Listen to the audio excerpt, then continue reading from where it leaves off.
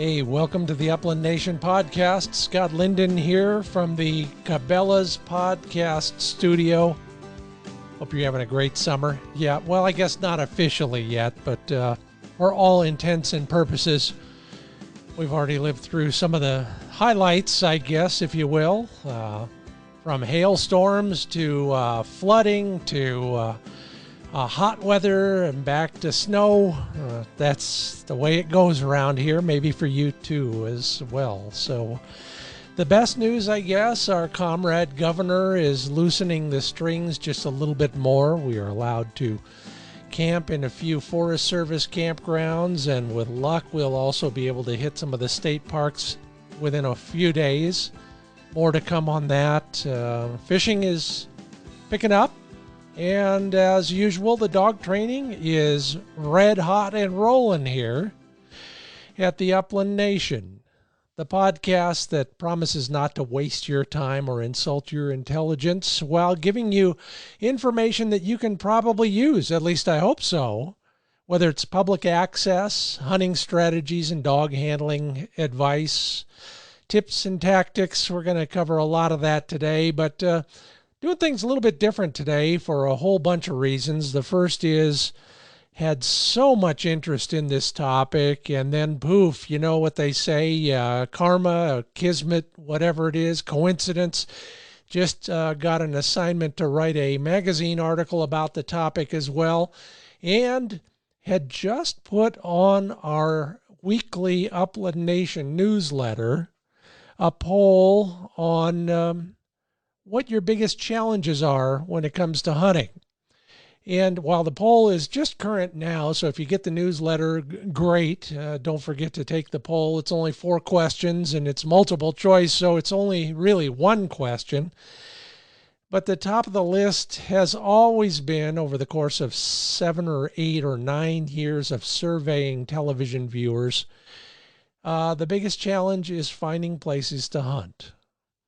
So we'll be talking about that as well in great detail in a slightly different format. I'll be answering a few questions from you guys and gals, but I'll also be doing a bit of a monologue, I guess, and trying to share with you the stuff that I learned and continue to learn after a 30-year career of hunting public ground in, let's see, the last time I counted 26 different states. So we'll get to that and a whole bunch more, including an update on Flick's progress while you're pondering your own dog's progress.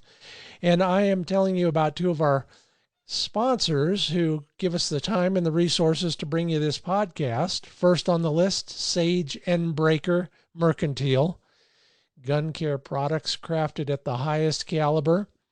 Right now, the good news is all of those gun cleaning mats that were sold out for quite a while are now back in stock. So if you're looking for one for yourself and for your heirs, because that's how long they will last, go to sageandbreaker.com. And also Dogtra. Their website address is Doctra.com. They got some bundle sales going on right now with some freebies attached to the packages. I am using their T&B dual collar system for a lot of Flick's training, and it seems to be having its desired effect. Well, that's what I'm going to talk about first, dog training, and if this helps you, I'm glad for it. If it doesn't help you, why don't you drop me a note at the Wing Shooting USA Facebook page or the Upland Nation Facebook page, and I'll try and address your issues as well. But right now, we're to the point that we are putting pressure on Flick's flank. I am putting pressure on Flick's flank via both a check cord with the half hitch like the Smith cousins use, and then also translating that now to a collar, an e-collar around his flank. It's almost too small. The guy's growing up fast, but it's working very well. Right now, it's simply a matter of reminding him that touching on the flank, a little pressure on the flank, means stop. Do not pass go. Do not pick up any dog biscuits or anything else. And we're using that primarily for one thing and one thing only right now, and that is stopping when he sees a bird sitting on the ground, a bird perched on a tree, it doesn't matter. That's the one weak spot he's got in his steadiness routine. And so we're getting there. In fact, earlier today, I was walking him from my office to the front yard of the house, and there were 3 of my practice pigeons sitting in the driveway. First thing he did when he came out of the door was slam on the brakes. He didn't even have his flank collar on then, so good boy, Flick, good boy. All right, enough about all of that. Let's see here. Let's get to this whole public access thing. I got about a dozen tips. I don't know if I'll get to all of them, but I'll do my best to cover them. If I don't cover them here, at some point they'll end up at my new website, findbirdhuntingspots.com. And in the meanwhile, watch for it later this summer as a magazine article in Upland Almanac. So if you're not a subscriber yet, you might want to consider becoming one. And do everybody a favor and send cash. No, send whatever you like. So anyway, like I said, I love research. I do it all the time, whether it's looking for new places to hunt or writing about new places to hunt or places I want to hunt. And it finally paid off in any number of ways. Last season, I spent the entire hunting season visiting places I'd never been before, hunting birds that I'd never seen before, at least I don't think so. Some of them look the same, but they're different birds.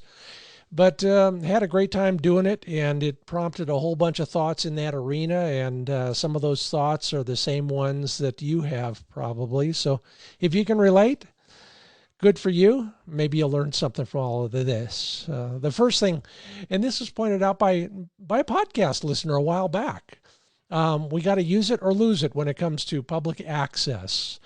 Yeah, the bureaucrats are pretty good about keeping records. They may not be accurate all the time, but at least they're trying their best to figure out who's using publicly accessible land and how often. So make your presence known in one way or another. The best way, of course, is to just reach out to those agencies that administer that stuff and tell them that you're using it and that you appreciate their managing it for us. Because in this era of declining budgets and massive demand for squeaky wheels everywhere and only so much grease to go around, they're going to put it where the squeaks are loudest. So let's be one of those. Let's be the squeakers and give them some positive feedback.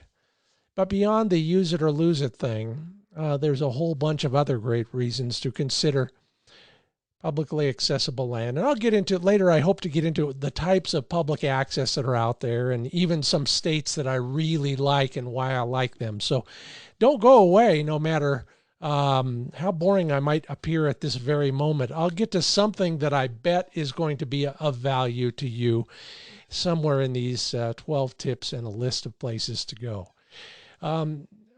Wild birds. That's generally all there is on these public access, whether you call it walk-in or block management or public land open to sportsmen, whatever each state calls it. Those are generally wild bird fields, forests, sloughs, and draws. If you love wild birds, you probably already know that. But if you don't know enough about where to find wild birds these days, that is your first step. Identify some public access ground. There's a whole bunch of it. Millions and millions. I'll give you one example. Huron, South Dakota. One of my favorite places for a bunch of reasons. The people are great. The hunting is incredible. And one of the reasons is there's 124,000 acres of public access ground within 60 minutes of downtown Huron, South Dakota. The same is true in all sorts of other states and all sorts of other towns throughout bird country. So take advantage of it and remember the price is right. Usually the cost of a hunting license is all it takes to get your feet on the ground in public access territory from Washington to Texas. Yeah, Texas as well. And I'll hopefully address some of that in a minute or 20 minutes or something like that. But anyway, Take advantage of it. This land is your land, and thanks to public access programs of one sort or another, it's even more your land, even if it's private, because a lot of it is. A lot of private landowners have bought into this concept of improving their habitat in exchange for, some sort of consideration from a public wildlife management agency. I'm not going to go deep into that, but the fact of the matter is that without private ground, most of this walk-in country would probably just dry up and blow away. All right, so let's get practical for a while here. This is public access and how to take advantage of it. Let's exploit some of these walk-in places that we all have access to throughout the United States. Number one, plan ahead. I was working on that today. In fact, I just did a video, and as part of that mentioned once again that most states who have formal walk-in programs have an atlas of some sort, a book full of maps, hard copy, and then most of them put it online in one way, shape, or form. And then some of them even have an app for your mobile phone. So dig into all of that. The simplest way to do it is just like everything else. Google walk-in hunting in the state you want to go to. A couple more clicks and your mouse will put you right on that map. I carry the hard copy as well as the online versions no matter where I'm going. And remember this as well.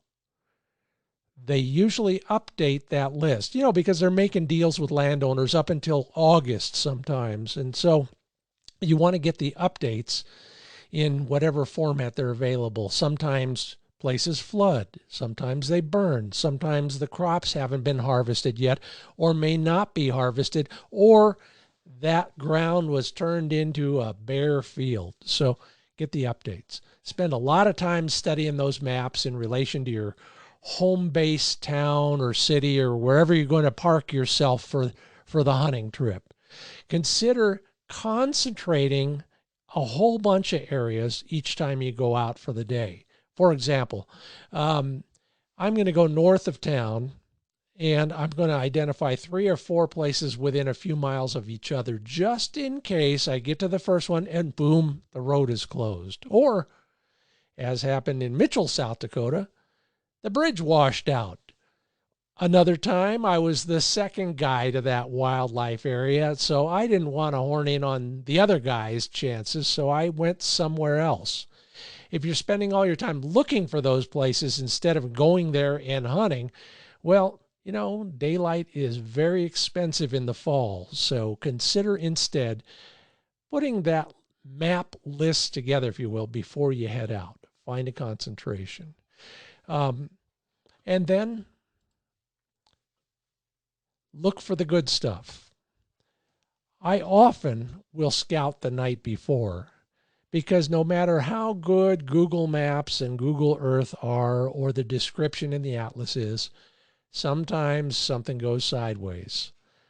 Saved myself a lot of wet feet last year in South Dakota. Maybe you experienced some of that. I did too. Was knee deep in a couple spots, but that was another story for another time. So if you have the chance, maybe on the way home or way back to your hotel or your camp at the end of the day, make a swing past the places you're hoping to go tomorrow. I got a first question here. This is from our Facebook friend, David Kuritsky. David, I hope you're doing well, and let's go hunting again together someday. David asks a pretty practical question, and I had a hard time answering it, actually. He asks, do you choose the state or the species first when you're going to a new place? And the answer is it depends. Sometimes I want to go for a certain kind of bird. For example, 3 years ago, I did a real serious study on sharp-tailed grouse. So I looked for places that had a lot of sharpies and had a lot of public access. And you can imagine where I went. Yes, I did. And then I narrowed it down. But sometimes it's just, I'm not keeping a bucket list. I'm not one of those slam kind of guys. I don't really care about that kind of stuff. But sometimes I would like to go to a state in particular because I like something about it, or I have a friend there, or whatever it is, or I'm just passing through and it's convenient. So I'll do one or the other or both. And sometimes when I'm free, I will just look at the weather. What's the 10-day forecast for that place versus that place? I did it last weekend for a fishing trip. I'll probably do it at least once or twice this year for a hunting trip. So it depends on what you're looking for. And that's before you count who you might run into there or who you might invite along. So there's your answer, David. Probably not the one you wanted, but at least I hope it helps you. And I know you're going to put another sticker on the back of that truck this year, so maybe we can do that together somewhere in between. Another thing that I always do is I always contact the agency that administers these walk-in programs or public land, or the agencies, because a lot of times, and I'll talk more about that later as well, a lot of times there's a whole bunch of administrators because there's a whole bunch of types of public access land. I'll reach out and talk with the biologist for the area, maybe the game wardens, the conservation officers, whatever it is, and they might save you, a trip to a place that has been plowed over, for example. Sometimes chambers of commerce or visitors bureaus can do the same thing, especially in bird country where they understand the economic value of people like us. The chambers are often a clearinghouse for information, and for private landowners not enrolled in any of the programs who are more than willing to give you access if you're a nice guy and you promise to be on your best behavior. I got to tell you a great story about that sort of thing. I'd been hunting a lot of public access ground in a certain county in a certain state where a lot of ringneck pheasants live. And so I pull up to one of those classic section line four-way stops, and there's a guy on the right of me, and he's got a dog trailer, and I know life is tough when you're pulling anything, so I wave him through first, and he waves me through, and we do that 3 or 4 times, and we're both laughing our heads off. So I shut off the engine, I walk across the intersection and just start talking with me. He asked me what I've been doing. I said, well, I hunted here and here and here and here on the Atlas. And he says, well, where are you going now? I said, well, the next one on the list. It's about a mile down the road. It's over there. Here's where it is. He says, hold it. Why don't you just stop right here and hunt that corner? I said, well, it says no trespassing. It's private property. I can prove it. It's right on. He says, yeah, it's mine. Then he introduced me to the pro baseball player riding shotgun, and then to his dogs. And 15 minutes later, we were chasing a black pheasant through the shelter belt. After first thinking it was a skunk and pulling flick off, we chased it down one more time and got another solid point. I walked in and flushed it. Somebody else shot it, but I consider that a minor victory. And just another good reason to have a list and to exploit the maps that you get from each of those counties. It was incredible, and it only happens when, number one, you're nice and you live by the golden rule, and number two, you're a little bit creative and a little bit flexible. Now, in many states, you don't have to bother with this, but in some states, and in some states where the best land is available, you'll also need to register, sign up, get permission, whatever you want to call it. In particular, I'm thinking of Montana, which has a great block management program. That's what they call it. Their block management access, I think, BMA.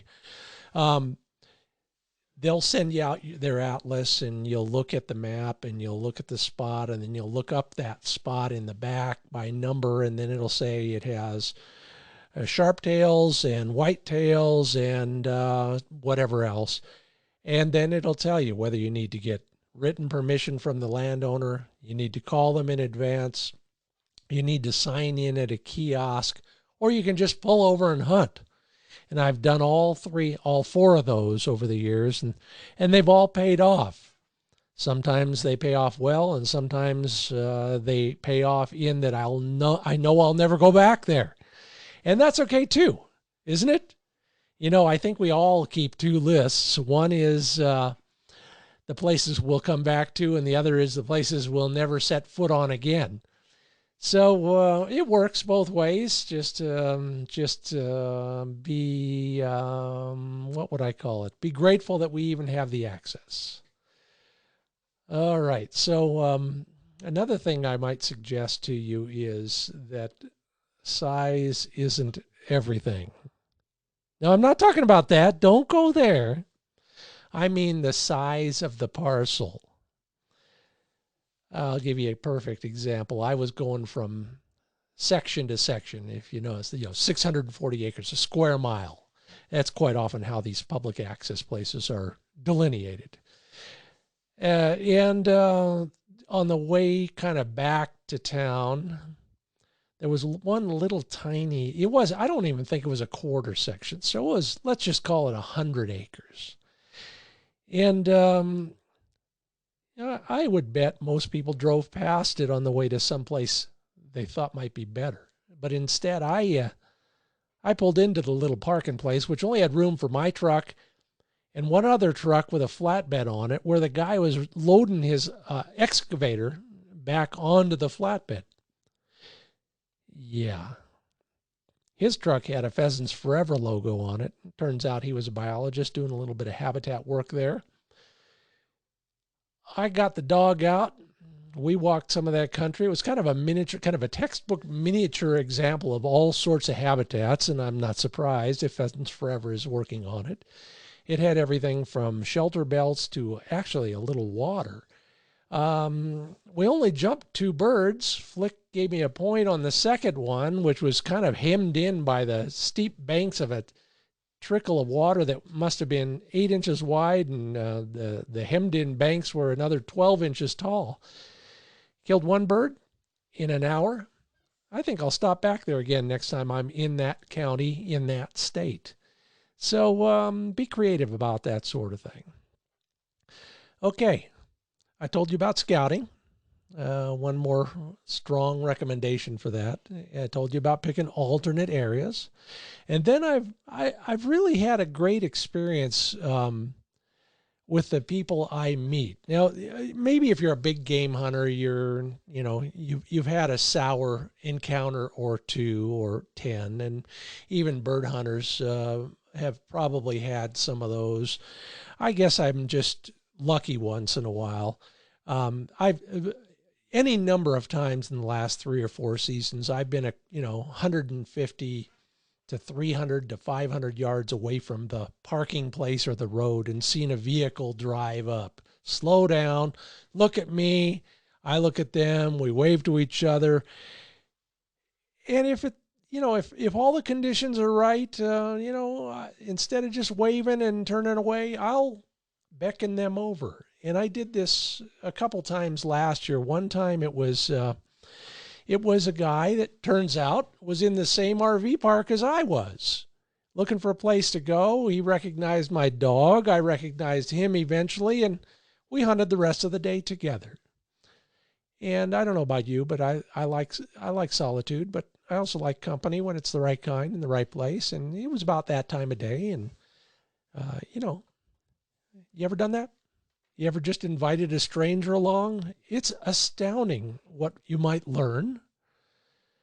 And again, if nothing else, you might learn that you never need to, hang out with that guy or gal again. We finished that day mid-afternoon, and as we're walking back to the trucks, here comes another truck. This guy slows down, stops right in front of us. We walk over, being nice guys, and he says, "How you doing?" And said the same thing. "How you doing?" He said, "Oh, we're doing great. Did you hunt that spot of it?" "Yeah, we did. He killed a bird there, or missed a bird there." He says, "How about that spot over there across the road?" "Nope, private." He says, "Yeah, let's go." I said, "I don't know." He says, "It's mine. Killed another bird on the top of a knoll over there." You just never know. Maybe bird hunters are just that way. It was spectacular. And I'm going back to visit with him again this year. Okay, we're just getting warmed up here. I got one more comment from the Facebook page. Donnie Brown loves to hunt birds, considers himself an expert, but he wants to try chukars. And Donnie, I'm going to give you a chukker spot right now. It's right there. Oh, that's right. You can't see that map, can you? I'm sorry about that. No, let me do that. You know, I'm not going to give you the latitude and longitude, but you know, the whole idea of findbirdhuntingspots.com is to help you find places to go so that you continue to hunt, or you become a hunter and you buy your guns and ammo and pay your excise taxes through your manufacturer relationships. That is what supports conservation. So Donnie, next time you're out west, head for Winnemucca, Nevada. Stand in the middle of town and look in any direction. All that public ground is yours for the taking. No permission required. All you need is a hunting license and a good pair of boots. Maybe a good dog. I got more to share with you as we just get rolling here on the Upland Nation podcast. I'm Scott Linden, your host, and hopefully sharing some stuff with you that you might enjoy, that might be of value to you, that will help you access public ground. More of that to come, and a dog training and dog, well, I guess I'll call it a hunting tip coming up right after this brief intermission for some commercial messages. The first for Dr. Tim's Performance Dog Food. DRTIMS.com is where you learn more about all the formulations, everything from the highest performance dog to the couch potato. Dr. Tim Hunt has got something for everybody. And I've got something for you. 30% off your first order. Just use the code UPLANDNATION at checkout. Tim is a veterinarian. He's a sled dog racer. He knows that functional ingredients are most important. We've talked about protein. We've talked about some of the other vitamins, but also prebiotics like chicory root and psyllium that help feed the healthy bacteria of your dog's colon. You know, that becomes an issue, especially on the road, whether you're hunting at a high-end lodge or some free public ground in the middle of nowhere. Your dog and his gut will only act up when you least expect it. So check out all the options at drtims.com. Don't forget that 30% discount. And then ESP, Electronic Shooters Protection. His website is ESPAmerica.com. I went out and tried a new gun last Sunday at a new Sporting Clays course. Keep up the good work, everybody, at the Redmond Rod and Gun Club. It's beautiful, and all volunteers, so appreciate your help, guys. I asked everyone on my squad if they wore their hearing protection in the field. And unfortunately, all three of them said, "What?" And it wasn't because they were confused. It was because they couldn't hear me. No, just joking. But none of them are wearing their hearing protection in the field. And they all had different reasons. I used to as well. Now I have custom fit, stay in your ear, infinitely adjustable ESP hearing protection devices. Digital, fit great, waterproof, and you can hear everything from the trap throwers to the nasty remarks about my shooting. Hey, it was a 28 gauge. Learn more at ESPAmerica.com.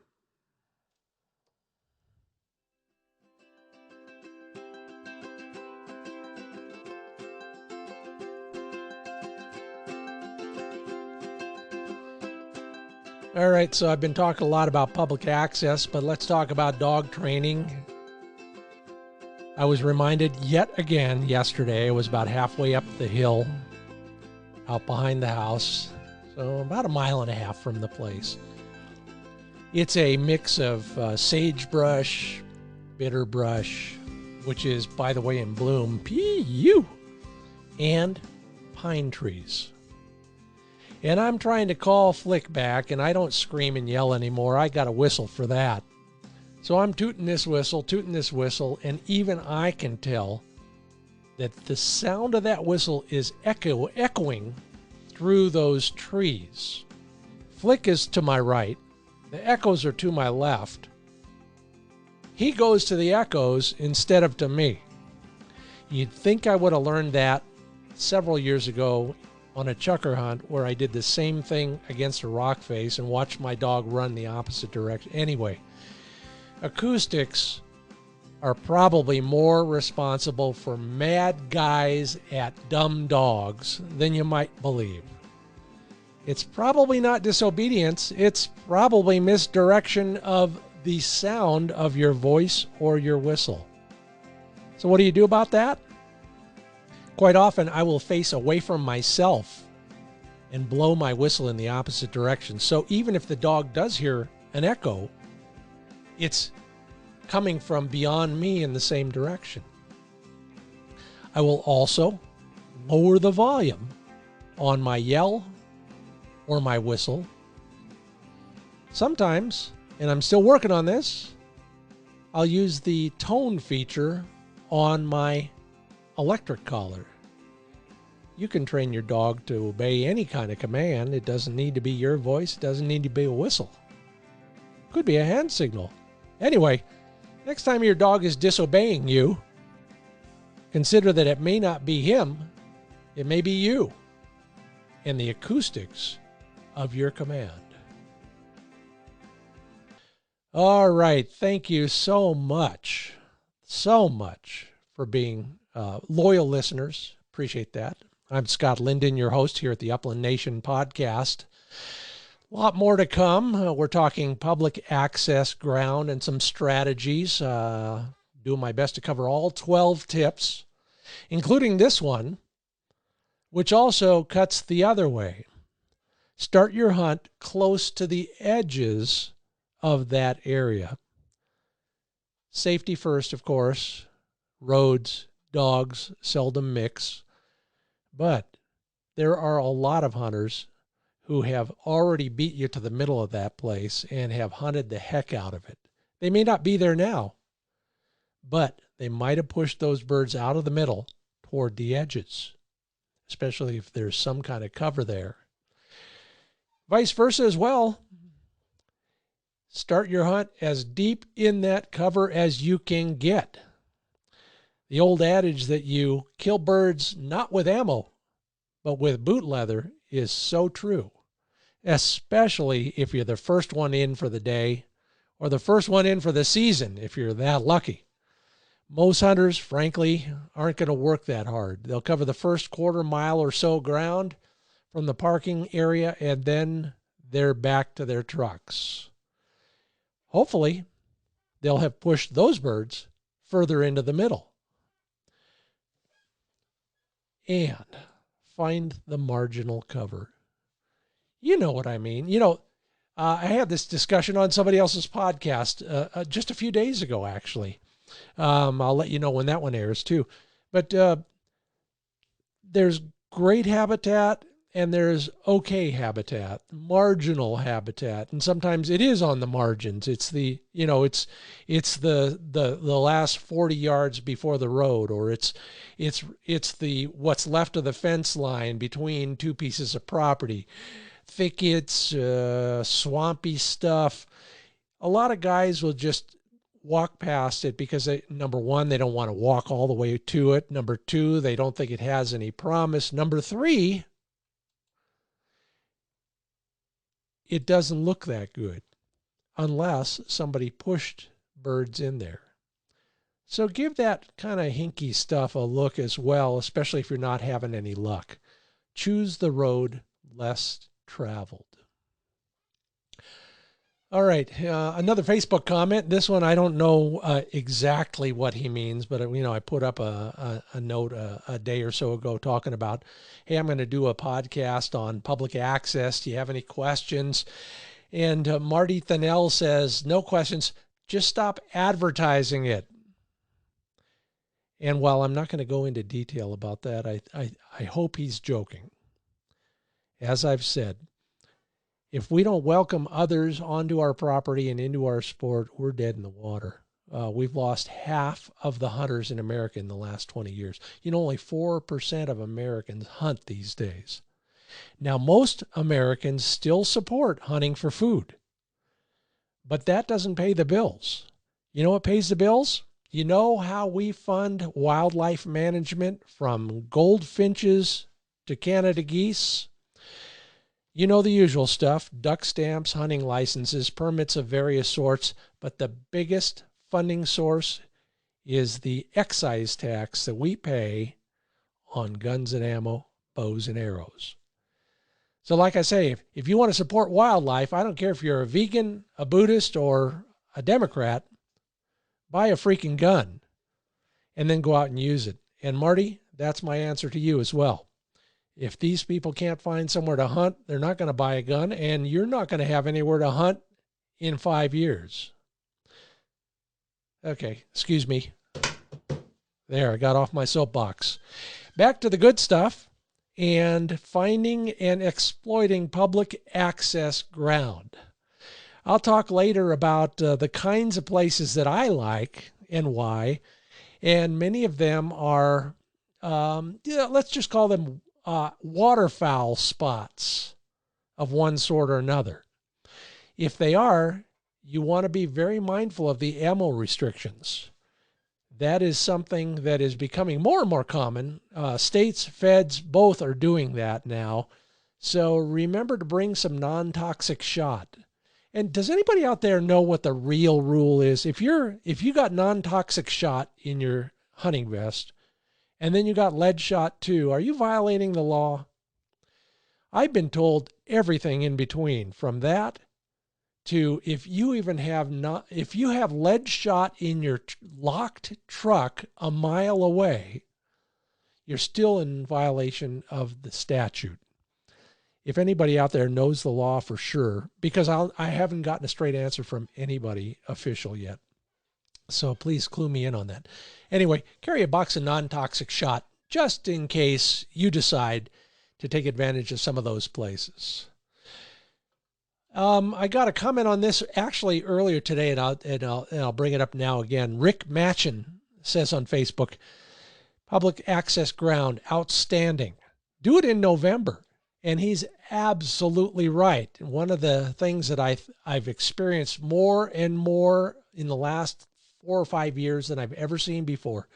How many people just quit hunting at the first hint of crappy weather? Or, because they can't get out pre-Christmas or whatever. So instead, hunt the fringes of the calendar. If you can get there early, good on you, except so will everybody else. Hunt the last part of the season, if possible. And if you can't do that, go later in the day. Hunt the fringes of the day. Most people get up at the crack of dawn or whatever it is. There are some states where you can't hunt at the crack of dawn, but they will. And they'll give up by lunch. You know a guy like that, don't you? 12 o'clock is 5 o'clock somewhere. And especially if you're on, kind of the trip of the year and you're celebrating in 1 or 2 or 6 ways, if you know what I mean. So hunt later in the day. Give the cubby birds time to regather for the night, or you might not find any next year. But hunt that golden hour, the last hour of legal shooting time, if at all possible. Be mindful of your dog's health as well. That's the hottest time of the day as well. All right. So, getting to the end of my 12 tips. I hope I hit 12. I'm just about to the end of my list, and I've got some other things, of course, including those places that I want to tell you that you might have your own set of good luck. So hang loose for that, because I've got one more tip, and then all of that. Last tip: buy local. In many bird hunting communities, we are economic development. Now, I understand the practical side of things. You want to keep your fuel tank topped off. You want to buy your groceries where you know your way around the grocery store. But when you can, support those communities that support you. Look for the local craft brewer, if nothing else. But every one of those communities, they know you're there, and they know how important it is to have you there. Now, it's only right that we return the favor. Buy some stuff while you're there. Probably costs a little bit more, but I'll spend $1 extra on my fuel fill up just to make friends and influence people in the local area. All right, so I promised you some places, and that's good because I also got a comment a while back on another podcast that is apropos here. Scott, you talk about waterfowl production areas. You should emphasize that waterfowl production areas are paid for mostly with duck stamp dollars, and that every hunter should buy one no matter what he hunts. And I bring this up now because one of the places I love to go, because most of the guys who wear orange won't go there, is a WPA, waterfowl production area. I learned this just by sheer chance, exercising flick outside of a small town in a small state several years ago. And I realized that, number one, there wasn't a lot of water there. And number two, there were a lot of sharp-tailed grouse. Since then, whenever I have the chance, I add WPAs to my list. Now, there's all sorts of other great places to do that as well, whether it's a WPA or a wildlife refuge of one sort or another. Many of them do have hunting. We have one, the closest one to me, half of it's a refuge, and the other half is a refuge for us. Non-toxic shot, of course, limited season. Got to be careful about all sorts of other rules. But I never meet another upland hunter there. Be a little considerate. Let the camo-clad guys have the first 4 hours of the day, and then head on out with your non-toxic shot. Other places, the usual suspects. It's all that walk-in ground. It's all the public land, open to sportsman ground that you can get on those atlases. But those atlases also have a whole bunch of other types of accessible land. Here are some you may not have thought of. That ground administered by the Bureau of Land Management. Mainly yellow on the maps and mainly in the West. How about public schools land? The states, in many cases, will administer that public schools land, and they do it for a bunch of reasons I won't bore you with, but it's also open to hunting. We hunted a place, twice in the last 3 or 4 years, that basically was developed as a reservoir for agriculture and recreation by 4 counties in Kansas. Yep. They had 150 million bake sales. They taxed themselves, and then they hired a manager. They dug a hole, filled it with water, and now some of the best upland hunting in southwest Kansas is right there. So poke around a little bit and take a look at what's out there. There's a reservoir near, the Missouri River Reservoir, Oahe, O-A-H-E, runs, I was going to say from Pierre north for, I'm afraid to guess, 30, 40 miles, all surrounded by and developed by the Bureau of Reclamation. Take a look at all the colored spots. Don't be intimidated by some of those long-winded acronyms, or worse yet, the full names of those public agencies. Virtually all of them have a mandate to offer up their properties to everybody, including hunters. So if you're looking for some of that public land do-it-yourself trip information, here are some of the starting points that I truly enjoy. If, like David asked, I got to pick a few, here by state are some of them. Southwest Kansas, just mentioned that. Some of the best places to headquarter. The city of Osborne, city of Dodge City and Jetmore, Goodland County and Colby County. Goodland and Colby, the towns, also have a lot of private land open to hunting. And Kansas gets better and better every year. Now that, of course, is in comparison with the mothership, South Dakota. Highway 37, starting in Mitchell, right off the interstate, on up to Huron, just might pay off for you like it paid off for me. Especially if you kind of look beyond the city limits, think outside the colored box, if you will. Big Sky, Montana. I don't mean the town Big Sky, because they're a little bit too far west. But there is a lot of public ground, and Montana is probably the best managed walk-in hunting program I've ever experienced. And here's why.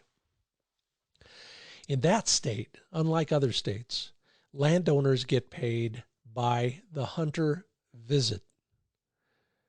So that's why you sign in, or at least you get permission of one sort or another, so that at the end of the year, the landowner takes all those little chits that we drop in the kiosk box and goes to the agency and says, look how many guys I had, give me my check. The only way they get a lot of guys there is if they manage that cover well. So it's kind of a free market capitalist approach to conservation, and it works pretty well. Lewistown is my headquarters, the only place I know of in America where you can drink a beer, look through the floor, and watch a trout stream. Don't neglect Great Falls, especially if you like pheasants and sharptails. I'll probably see you in Montana this season. North Dakota, a sleeper state for a lot of reasons. Get there a little earlier than some of those other states because winter starts, I think, on Halloween there, at least some years. But what it lacks in quantity of private land open to hunters, or even public land, there's a few refuges and a few national grasslands that have paid off for me. Not as much as some states, but the quality is there. There's as many pheasants per square mile, in my opinion at least, in North Dakota as there are in South Dakota. Looking for a place to start? You can't go wrong. Dickinson or Mott, both in the lower left-hand corner, so southwest North Dakota. Great place to go. The people are incredible. Say hello to my friends at the Tail Feather Inn in Mott. Had some wonderful times there. And then my own home turf, Eastern Oregon. Yeah, I don't mind. I don't. And if you're a far-thinking, open-minded sportsman, you understand, and I'm not going to give you the lecture again, but here at the Upland Nation podcast, we're all about inclusivity, including helping people find better chukar and quail hunting on public ground, and mainly public-owned ground in Oregon. Yeah, there's a walk-in program. It's a disaster. Don't ask me to explain, or we'll be here for another whole podcast. But Eastern Oregon has millions of acres of land, primarily owned by the Bureau of Land Management, and some of it Forest Service. In fact, if I look out my window right now, I can see the border between Forest Service and BLM land. That's why I moved here. Of course I did. Lots of walk-in access, usually no sort of registration or permission required. It's all your land and my land. Chukars, valley quail. I've even shot mountain quail in valley quail country. Someday I'll talk about that. Start near Ontario or Burns if you're looking for a place to go for wild chukars and wild quail in Eastern Oregon. Oh, and this probably holds true for everywhere you go, but especially out there. You are farther from a Starbucks and a hospital than you anywhere else in the lower 48 states. So carry a survival kit, and if you have one of those survival beacons, personal locator beacons, now I don't leave home without one. Word to the wise. All right, so, a little bit more to talk about, and I'll get to that in a moment or two, but there are my 12 tips on public access strategies, access suggestions, some ideas about where to go. I hope they've been of value to you. Hold tight because we have a little bit more to talk about, but it's coming up right after this brief timeout. At least for you. Put your feet up because I'm going to tell you a little bit about Gunner Kennels. My dog crate of choice for a whole bunch of reasons. Gunner is the only 5-star crash tested crate, according to the Center for Pet Safety. It's certified. All other kennels that they've tested since 2015 have failed.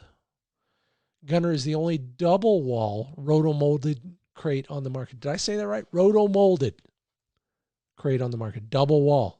No wonder it's so safe. And check out their website, gunner.com, for great stories, some incredible, mind-blowing videos on how well their crates are built and how hard it is to destroy them. It's all at gunner.com.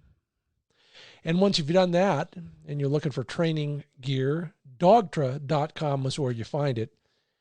You'll get a 10% discount plus free shipping on anything over $200 if you just use the checkout code SLUN10. SLUN10. Don't forget the bundle deals, a big sale, and some free goodies to go along with all of that stuff. It's all at Doctrinecom.